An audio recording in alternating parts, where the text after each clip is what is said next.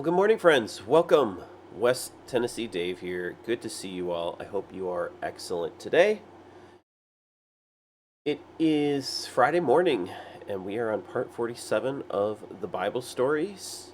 So I'm glad you could be here live to you on Twitch and later on a VOD on YouTube or Twitch. Good to see you all. Hope you are excellent. All right, what are we going to get into today? We are going to read. We're going to read 5 chapters, 6 chapters. Wow, we're going to do a lot today. Um, so where are we in the story? Just a quick recap. David, who is anointed King David, but not king yet because we have King Saul, is the king of Israel right now, operating from that place, and David is basically waiting in the wings till his time to arise to be king. And David has conquered Goliath, and he is becoming super popular with the people. Saul's son Jonathan loves him very much, and Saul is been freaking out and trying to kill David because he just sees the writing on the wall. Okay, so that's where we are, and Saul is set his sights on making sure David dies and does not become king after him. So let's see how the story continues from here. Good to see you, Space Cadet. Good to see you, Asibla. Welcome, welcome, welcome. Thank you all for who are lurking, and thank you for coming here. Good to see you all. All right.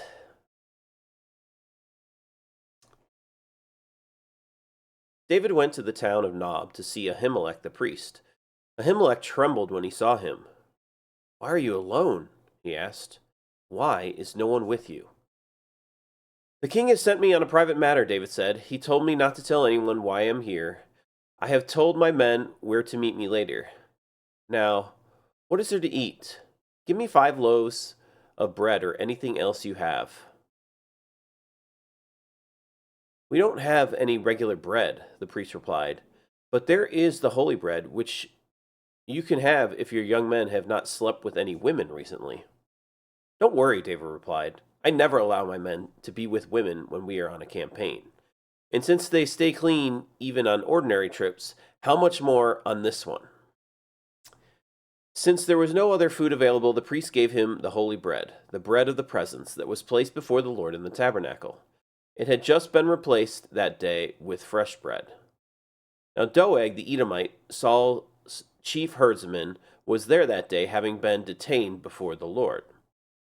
David asked Ahimelech, "Do you have a spear or a sword?" "The king's business was so urgent that I didn't even have time to grab a weapon."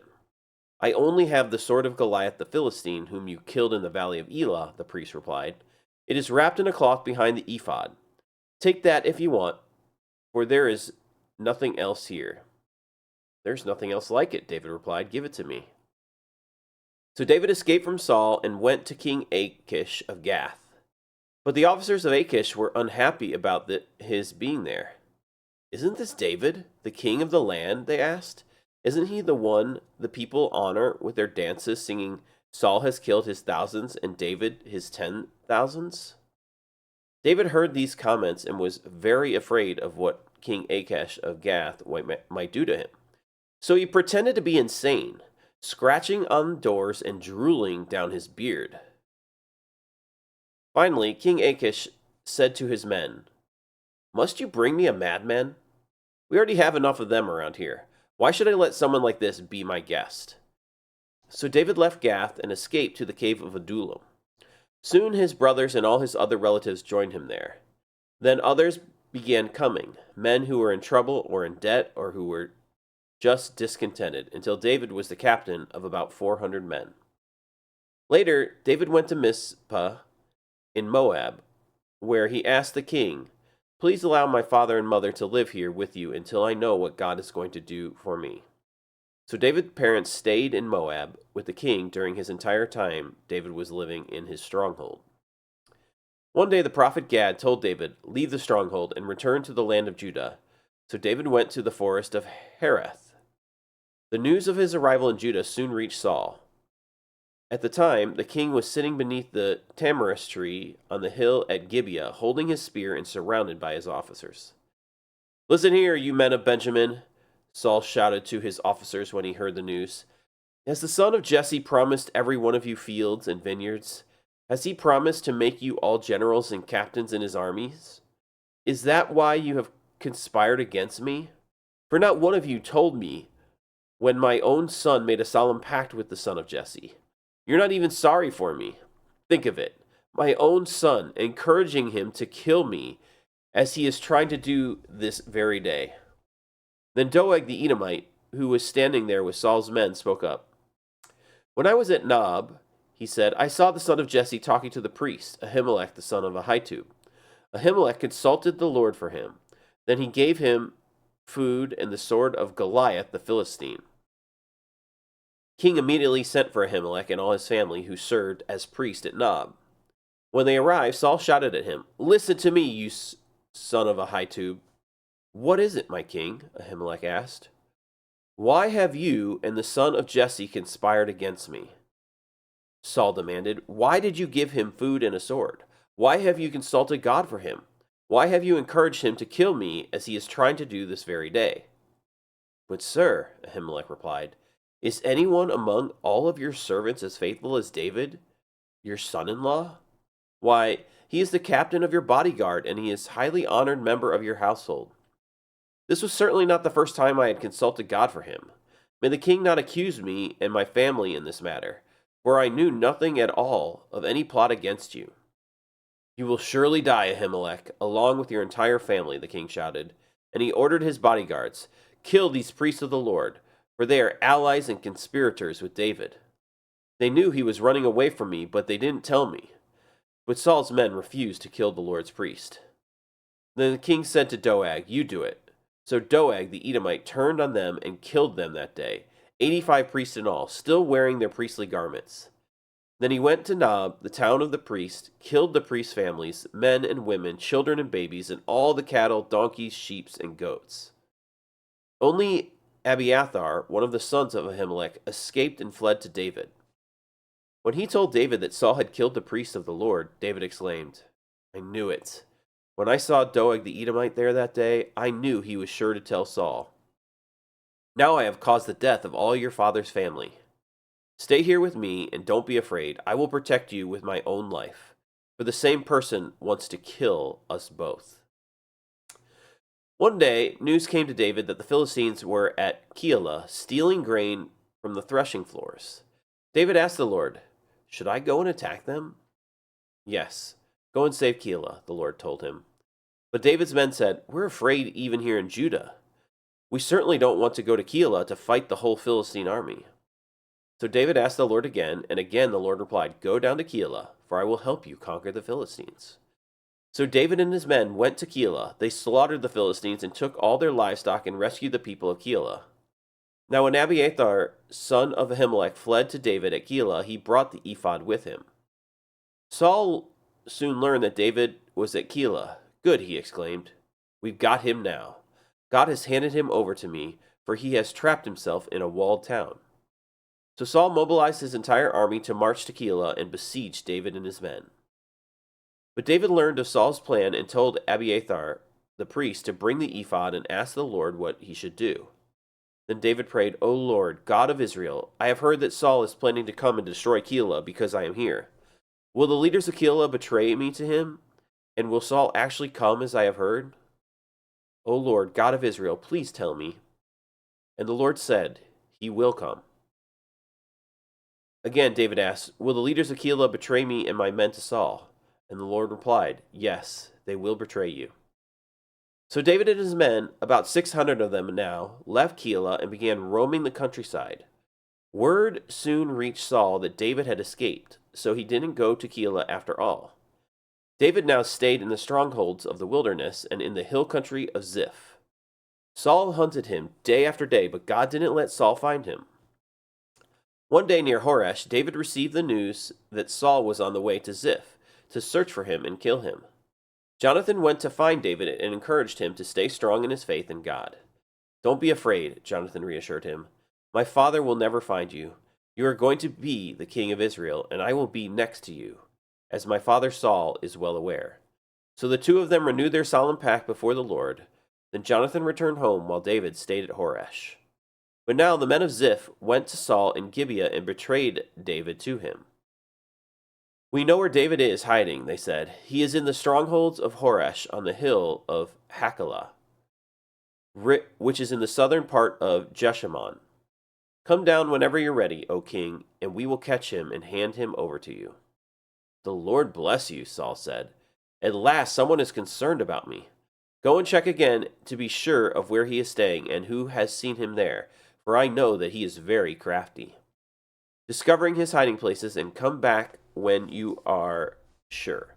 Then I'll go with you, and if he is in the area at all, I'll track him down, even if I have to search every hiding place in Judah." So the men of Ziph returned home ahead of Saul. Meanwhile, David and his men had moved into the wilderness of Maon in the Arabah valley south of Jeshimon. When David heard that Saul and his men were searching for him, he went even farther into the wilderness to the great rock, and he remained there in the wilderness of Mahon. But Saul kept after him in the wilderness. Saul and David were now on opposite sides of a mountain. Just as Saul and his men began to close in on David and his men, an urgent message reached Saul that the Philistines were raiding Israel again. So Saul quit chasing David and returned to fight the Philistines. Ever since that time, the place where David was camped has been called the Rock of Escape.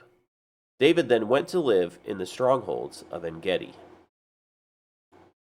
After Saul returned from fighting the Philistines, he was told that David had gone into the wilderness of En-Gedi. So Saul chose 3,000 elite troops from all of Israel and went to search for David and his men near the rocks of the wild goats. At the place where the road passes some sheepfolds, Saul went into a cave to relieve himself. But, as it happened, David and his men were hiding farther back in the very cave. "Now's your opportunity," David's men whispered to him. "Today the Lord is telling you, I will certainly put your enemy into your power to do with as you wish." So David crept forward and cut off a piece of the hem of Saul's robe. But then David's conscience began bothering him because he had cut Saul's robe. He said to his men, "The Lord forbid that I should do this thing to the Lord my king. I shouldn't attack the Lord's anointed one, for the Lord himself has chosen him." So David restrained his men and did not let them kill Saul. After Saul had left the cave and gone on his way, David came out and shouted after him, "My lord, the king!" And when Saul looked around, David bowed low before him. Then he shouted to Saul, "Why do you listen to the people who say I am trying to harm you? This very day you can see with your own eyes it isn't true. For the Lord placed you at my mercy back there in the cave. Some of my men told me to kill you, but I spared you. For I said, I will never harm the king. He is the Lord's anointed one.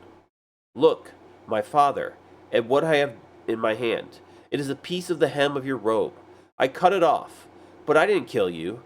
This proves that I am not trying to harm you, and that I have not sinned against you, even though you have been hunting for me to kill me. May the Lord judge between us. Perhaps the Lord will punish you for what you are trying to do to me, but I will never harm you. As that old proverb says, from evil people come evil deeds. So you can be sure I will never harm you.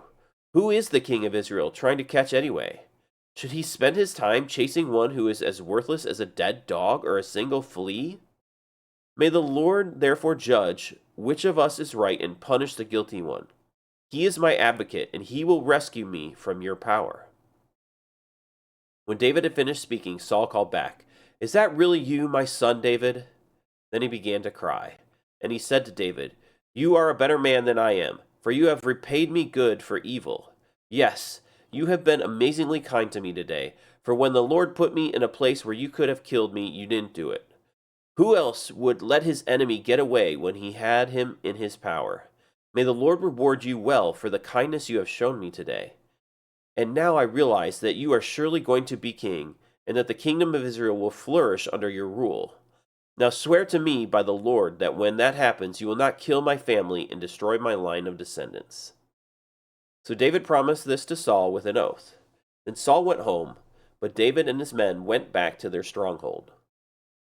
Now Samuel died, and all Israel gathered for his funeral.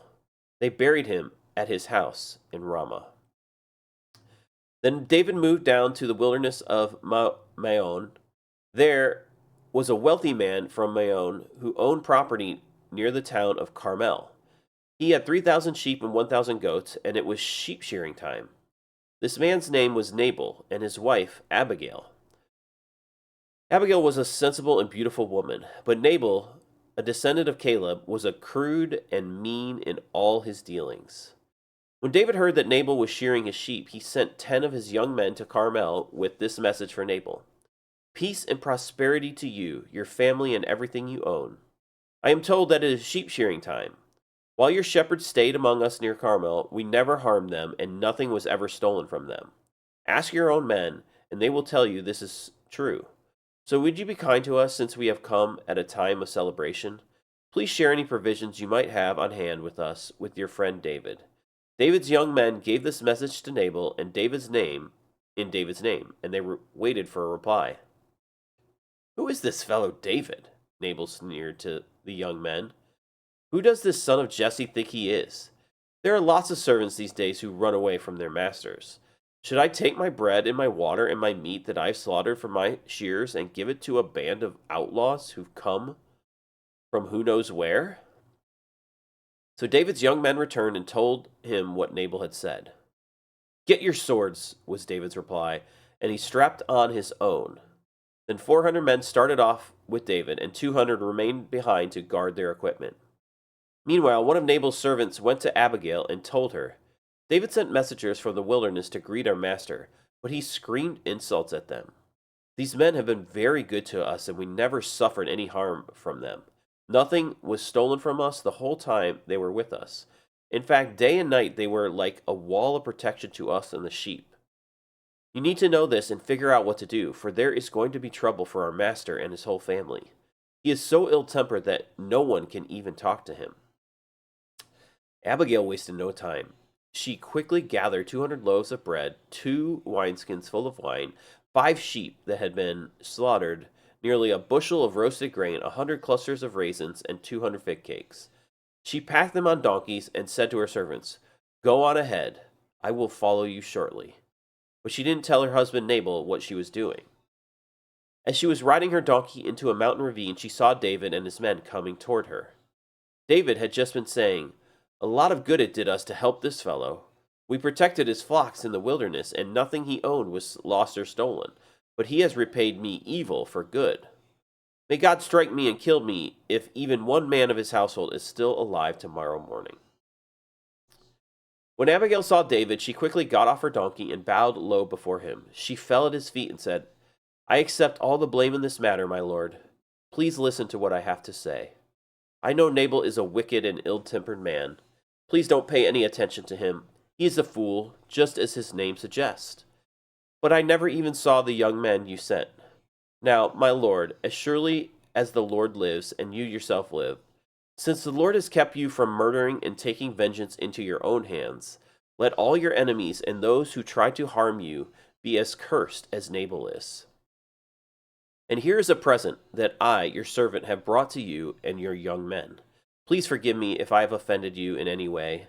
The Lord will surely reward you with a lasting dynasty, for you are fighting the Lord's battles, and you have not done wrong throughout your entire life. Even when you are chased by those who seek to kill you, your life is safe and in the care of the Lord your God, secure in his treasure pouch. But the lives of your enemies will disappear like stones shot from a sling. When the Lord has done all he promised and has made you leader of Israel, don't let this be a blemish on your record. Then your conscience won't have to bear the staggering burden of needless bloodshed and vengeance. And when the Lord has done these great things for you, please remember me, your servant." David replied to Abigail, "Praise the Lord, the God of Israel, who has sent you to meet me today. Thank God for your good sense. Bless you for keeping me from murder and from carrying out vengeance with my own hands. For I swear by the Lord, the God of Israel, who has kept me from hurting you, that if you had not hurried out to meet me, not one of Nabal's men would still be alive tomorrow morning." Then David accepted her present and told her, "Return home in peace. I have heard what you said. We will not kill your husband." When Abigail arrived home, she found that Nabal was throwing a big party and was celebrating like a king. He was very drunk, so she didn't tell him anything about her meeting with David until the dawn the next day. In the morning, when Nabal was sober, his wife told him what had happened. As a result, he had a stroke and he lay paralyzed on his bed like a stone. About 10 days later, the Lord struck him and he died. When David heard that Nabal was dead, he said, "Praise the Lord, who has avenged the insult I received from Nabal and has kept me from doing it myself. Nabal has received the punishment for his sin." Then David sent his messengers to Abigail to ask her to become his wife. When the messengers arrived at Carmel, they told Abigail, "David has sent us to take you back to marry him." She bowed low to the ground and responded, "I, your servant, would be happy to marry David. I would even be willing to become a slave, washing the feet of his servants." Quickly getting ready, she took along 5 of her servant girls as attendants, mounted her donkey, and went with David's messengers. And so she became his wife. David also married Ahinoam from Jezreel, making both of them his wives. Saul, meanwhile, had given his daughter Michal, David's wife, to a man from Galim named Palti, son of Laish. Now, some men from Ziph came to meet Saul at Gibeah to tell him, "David is hiding on the hill of Hachilah, which overlooks Jeshimon." So Saul took 3,000 of Israelites' elite troops and went to hunt him down in the wilderness of Ziph. Saul camped along the road beside the hill of Hachilah near Jeshimon, where David was hiding. When David learned that Saul had come after him into the wilderness, he sent out spies to verify the report of Saul's arrival. David slipped over to Saul's camp one night to look around. Saul and Abner, son of Ner, the commander of his army, were sleeping inside a ring formed by the slumbering warriors. "Who will volunteer to go in there with me?" David asked Ahimelech the Hittite and Abishai, son of Zeruiah, Joab's brother. "I'll go with you," Abishai replied. So David and Abishai went right into Saul's camp and found him asleep, with his spear stuck in the ground beside his head. Abner and the soldiers were lying asleep around him. "God has surely handed your enemy over to you this time," Abishai whispered to David. "Let me pin him to the ground with one thrust of the spear. I won't need to strike twice." "No," David said, "don't kill him. For who can remain innocent after attacking the Lord's anointed one? Surely the Lord will strike Saul down someday, or he will die of old age or in battle. The Lord forbid that I should kill the one he has anointed. But take his spear and that jug of water beside his head, and then let's get out of here." So David took the spear and jug of water that were near Saul's head. Then he and Abishai got away without anyone seeing them or even waking up, because the Lord had put Saul's men into a deep sleep. David climbed the hill opposite the camp until he was at a safe distance. Then he shouted down to the soldiers and to Abner, son of Ner, "Wake up, Abner!" "Who is it?" Abner demanded. "Well, Abner, you're a great man, aren't you?" David taunted. "Where in all Israel is there anyone as mighty? So why haven't you guarded your master the king when someone came to kill him? This isn't good at all. I swear by the Lord that you and your men deserve to die, because you failed to protect your master, the Lord's anointed. Look around. Where are the king's spear and the jug of water that were beside his head?" Saul recognized David's voice and called out, "Is that you, my son David?" And David replied, "Yes, my lord the king. Why are you chasing me? What have I done? What is my crime? But now let my lord the king listen to his servants. If the Lord has stirred you up against me, then let him accept my offering. But if this is simply a human scheme, then may those involved be cursed by the Lord. For they have driven me from my home, so I can no longer live among the Lord's people, and they have said, 'Go worship pagan gods.' Must I die on foreign soil, far from the presence of the Lord? Why has the king of Israel come out to search for a single flea? Why does he hunt me down like a partridge on the mountains?" Then Saul confessed, "I have sinned. Come back home, my son, and I will no longer try to harm you, for you valued my life today. I have been a fool and a very, very wrong." "Here's your spear, O king," David replied. "Let one of your young men come over and get it. The Lord gives his own reward for doing good and for being loyal, and I refuse to kill you even when the Lord placed you in my power. you are the Lord's anointed one. Now may the Lord value my life, even as I have valued yours today. May he rescue me from all of my troubles." And Saul said to David, "Blessing on you, my son David. You will do many heroic deeds, and you will surely succeed." Then David went away, and Saul returned home. But David kept thinking to himself, "Someday Saul is going to get me. The best thing I can do is escape to the Philistines. Then Saul will stop hunting me for me in Israelite territory, and I will finally be safe." All right. There we are. We've had a nice long journey here today. So the story didn't end last time after Jonathan helped David escape. Now David's on the run from Saul.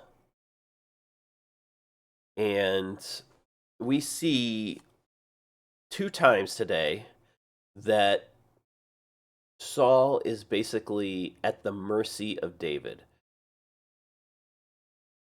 And David spares his life.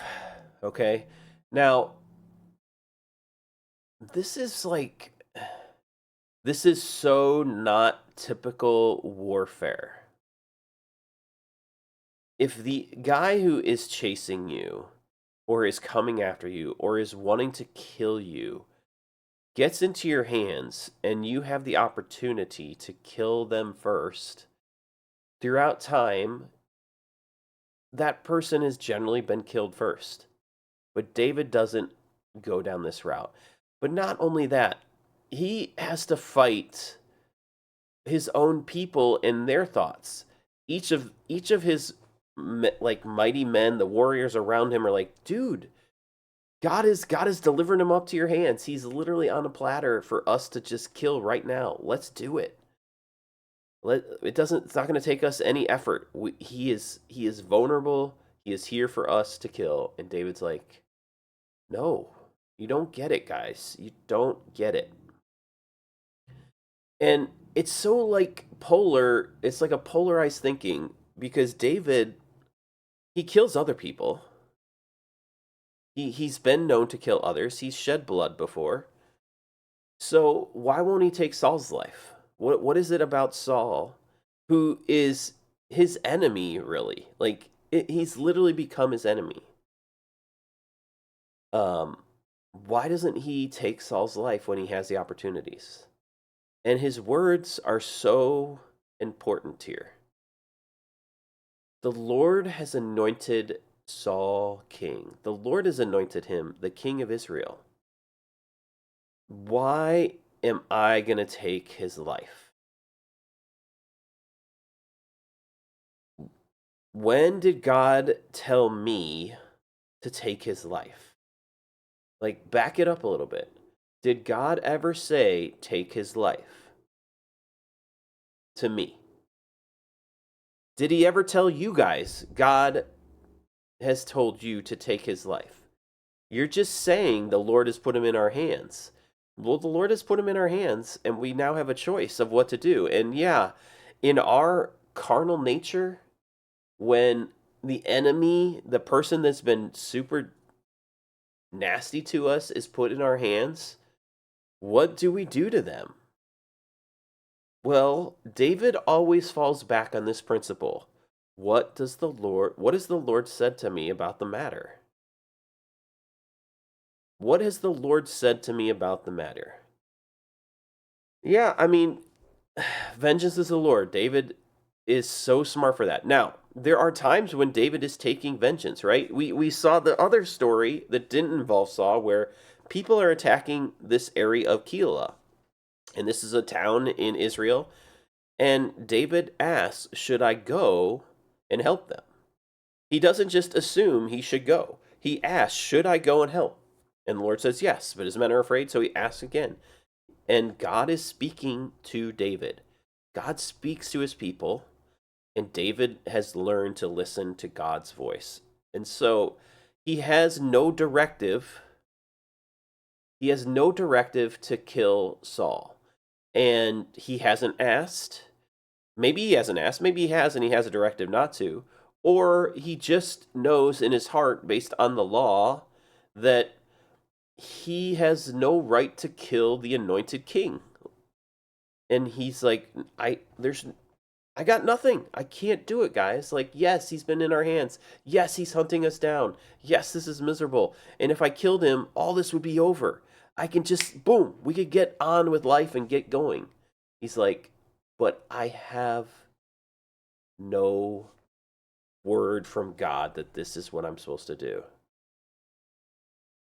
And so he doesn't do it.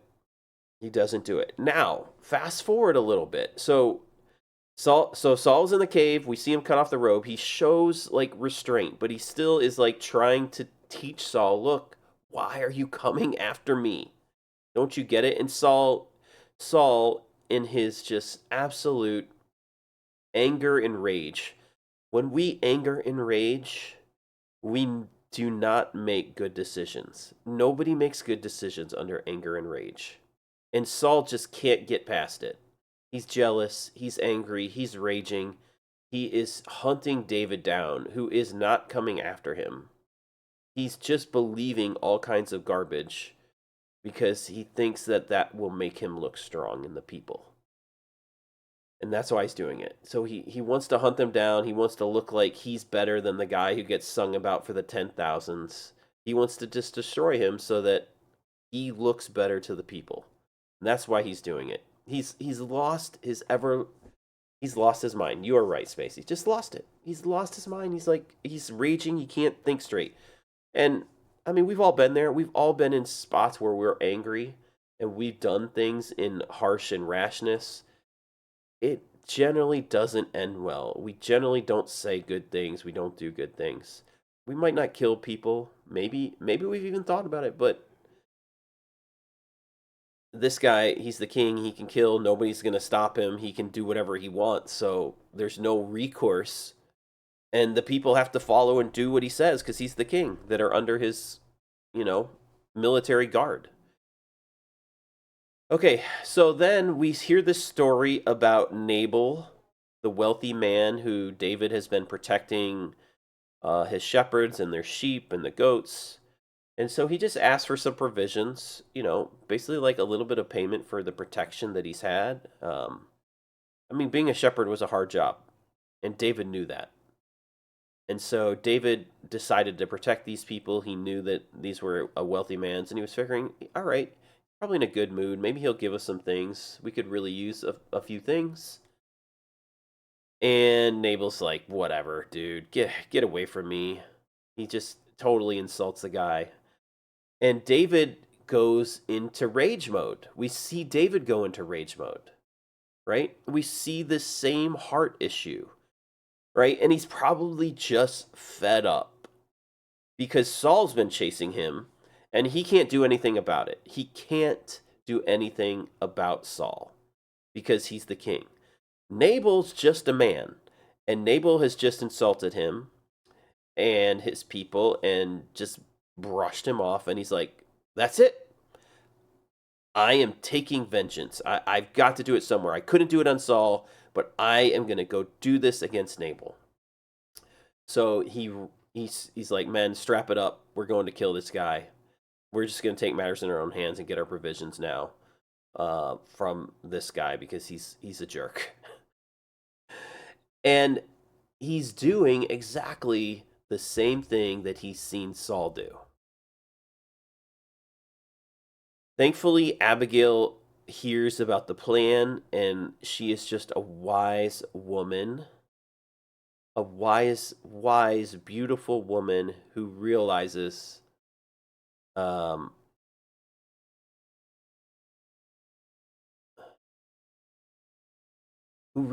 what is needed. And so she basically prepares provisions, takes him out there, and pleads not necessarily on her husband's behalf. Okay? Because let's just talk about some of the awkwardness compared to our culture here. Abigail is the wife to this man who's kind of a jerk, and she knows it. Okay, but you don't choose your spouse um in this culture. Everything is basically arranged marriages. So she was placed there because he's wealthy and their families probably arranged it, whatever else. So to say that she loves her husband would be probably a far stretch. Um, but she is looking out for him here. And but she's also looking out for David. She's heard everyone's heard about David in the country. Everyone knows that he is like a man who is above reproach. And all of a sudden she hears that David is coming to kill Nabal, and she's like, "Whoa, this is out of character. This is not what he's supposed to do. We know he's supposed to be the king, and this is not what is right. Let me help him make a good choice here, because he has shown that he makes good choices so far. He hasn't killed Saul. He has helped Israel from the Philistines. He has gone after all these battles. He's done all these good things. Maybe there's some good in his heart here. I mean, because otherwise, she's going to be dead probably just as well. Like, they're going to kill everyone. Um, and so she goes out there, presents the gifts, and also explains it in words. You have done the right thing. Don't let your conscience be troubled. Don't go sin, basically. Have you got basically, without saying it really simply, she says, "Have you gotten word from the Lord that you're supposed to kill Nabal?" And David, in all his anger and rage and vengeance that's boiling through him now, that he's kind of thought, he instantly falls to the ground and praises God that somebody corrected him and said, "Look, I was in the wrong." He basically admits it. "I was in the wrong. I was about to do something. You have saved me from doing wrong. You have called me out." And this attitude of being humble enough to have your opinion changed by somebody who calls you out is what separates David from so many other people throughout history. He is humble enough to realize, even in his anger and rage, that God can speak through people, God can help change the course of things, and he's always trying to be present to God. In that moment of his anger and vengeance, he just forgot to be present to God. It is actually so hard.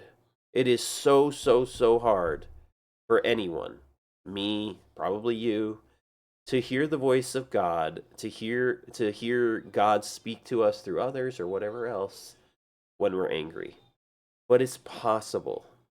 It's possible, and we see that in David here. We see that in David. He's like, "Okay, you're right. You are a wise, beautiful, courageous woman to come out here to risk your life against angry men who are on their way to murder, and present a different case that is truly from God, from his heart, and just blessings, blessings on you." And he takes notice. Abigail goes back and's like, I mean, doesn't say anything when he's drunk, but eventually just tells him what she did. And in that moment, God causes a stroke and kills him within 10 days. So God took the vengeance for David.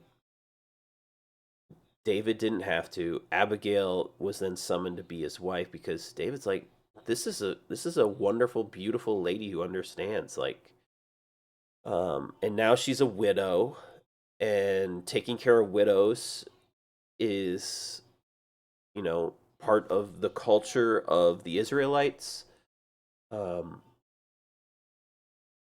but and also we see that David's going to have multiple wives here, and this is a very common practice back in the day, especially for the people that are of power. They're just going to have multiple wives. So it's hard for us to comprehend that in our culture here today. But that was kind of the norm, so we're not going to go through that. But this one is like an invitation. It's kind of an invitation, right? It's a little bit like his men go there to get Abigail to say David wants to marry you. She says yes, right? So now she's kind of got a choice here, which is a little bit better. And so we're gonna see how that plays out. But so in this storyline, we see we see the anger and vengeance strategy, right? And so that's the mirror we have to put up. We see what Saul is doing with it. He has seen David call him out in a way that is confronting Saul, and Saul repents for a moment. And he says, "I'm sorry, you're in the right here, David. I'm in the wrong." So Saul still gets it as well for a moment. But as soon as David's out of the picture again, and he probably has to go back to his hometown and they're still singing that song, it's like you get this song stuck in your head, right? Saul's kills his thousands, David's kills his 10,000s. I mean, if you're the king and you're insecure and you hear this, and this is the song on repeat, it's like the number one hit on the box chart, and they play it all the time around you. It is going to infuriate you if you are insecure.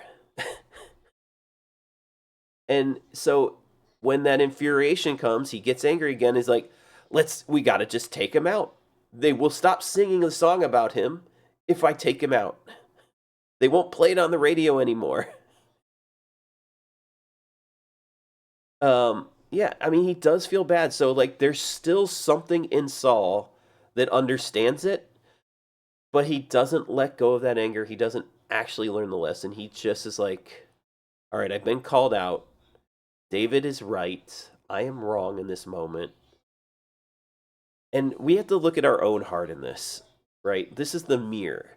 We see these men deal with their anger and their rage and their vengeance. And we see David deal with it against Saul in a different way than he does with Nabal. But we also see when they get called out, David calls out Saul twice, and Abigail calls out David, how they respond. And they both kind of respond okay.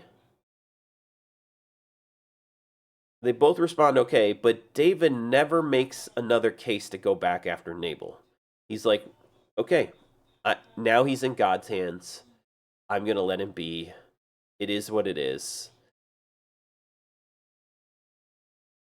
Saul's like, all right, I'm going to go home. I'm going to retreat from my quest to kill this guy. But he still hasn't got rid of these thoughts that just linger in our heads of like, they like David more than me. And David's just like, I'm done with Nabal. I'm done thinking. I'm done thinking about it. You have to totally release your thoughts on these issues once you've been confronted that you have kind of gone down the wrong path of thinking of vengeance and retribution against things.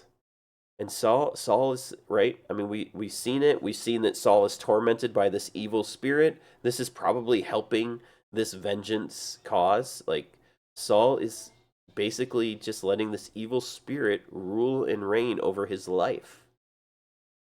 And David's like, I want the Lord to rule and reign over my life. And he gets called out that, hey, you didn't do it in this moment. So he's like, oh, you're right. Let's get back on track. Saul is like, okay, David, you called me out. But he doesn't go back to, Lord, what do you want? He just keeps going to, what are the people saying? And David kind of confronts him on that matter. He says, why are you chasing me? Has the Lord asked you to chase me? He calls that out to Saul. Has the Lord asked you to chase me down and kill me? Or is this just humans? Did you see how David responded when his own men said, look, the guy's in your hand, let's kill him. He says, no, the Lord has not said, kill him. On the other hand, Saul is like, let's kill David. But did Saul ever get that information from God? No, he goes and kills all the priest of God at Nob. And so, like, he is just, vengeance just takes over. Okay? Anger takes us over. And I know I beat this thing like a dead horse. Anger does not get us where we're supposed to go. David repays evil with good. He sees when good is repaid for evil, and then it spurs him. Evil happens around us all the time. And this is the personal application. Evil is going to happen to you in this life. It's just unfortunately part of life. Evil things are going to happen. We have to learn how to respond in godly ways. So let's look at the mirrors of Saul and look at the mirrors of David. When something bad happens to you, you go to your friends and ask, oh, what do you think I should do? What do you think I should do? Man, you can get tons of opinions, and people, I mean, a lot of people just don't know how to handle when somebody hurts them and somebody does something wrong to them. They don't know how to handle it properly. Because what are we supposed to do? God, what am I supposed to do? Teach me, God, what I'm supposed to do.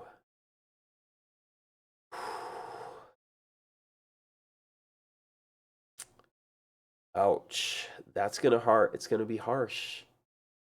Right? And we haven't gotten to this part of the storyline yet with what Jesus does. Jesus later on is kind of the representation, like he's fullness of God, fullness of man later on, but people are coming after him all the time. He doesn't take vengeance. In fact, he says, love your enemies, pray for those who persecute you. Right? Go back to God with it and just ask him what you're supposed to do. And Jesus blesses them, forgives them. Oh gosh.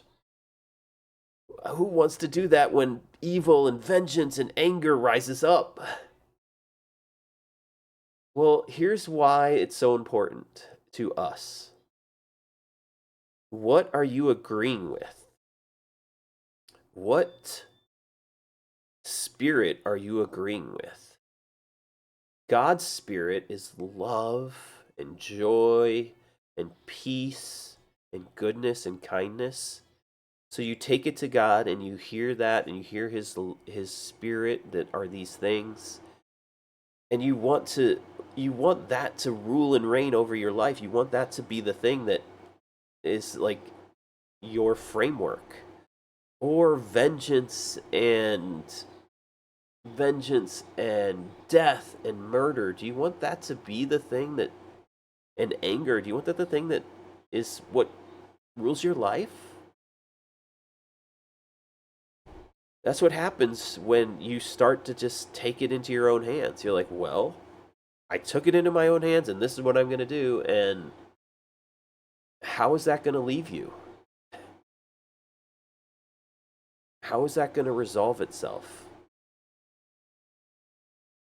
It's not going to leave you. Now it's just going to have a hold in your life that, oh, we can take vengeance now.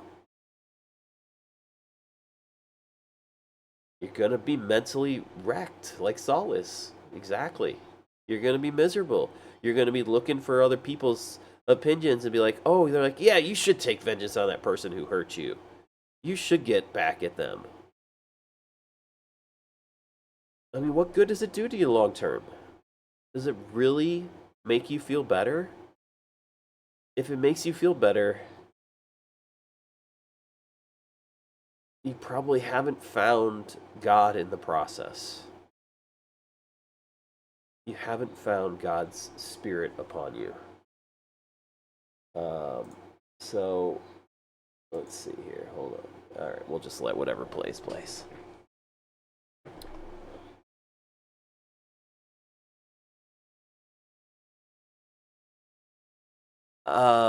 Wicked says, You must perform miracles with your Bible screen. The greatest miracle of all happened yesterday. Spacey won a trophy.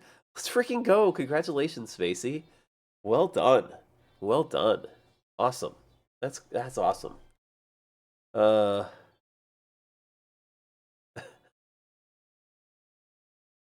Wicked, I thought you won a trophy. I thought I saw that you won a trophy. Anyways. Congratulations to you guys. Alright. That said, we've beat this horse enough. We don't need to be angry at the horse. Let's let our anger go. Both of you, let's go. Congratulations. Double trophy time. Awesome. Sunday and Monday. Well done. Get that trophy case ready, you know? Congratulations. That's great. Well done. All right, so we're done talking about that. Unfortunately, I don't think that this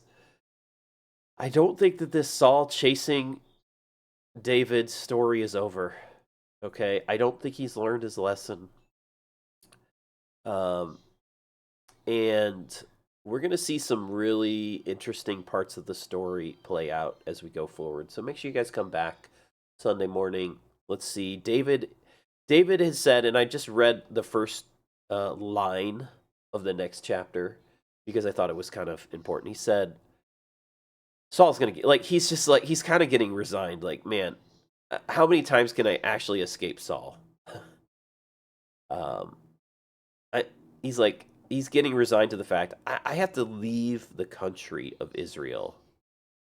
I'm going to have to leave the country of Israel because maybe he won't chase me into enemy territory. So he's going to go into enemy territory. And let's see how this plays out. This doesn't seem like a great strategy from my standpoint, but let's just see. Let's see how the story continues. David is going to leave the Israelite territory to find escape from the king who's hunting him down.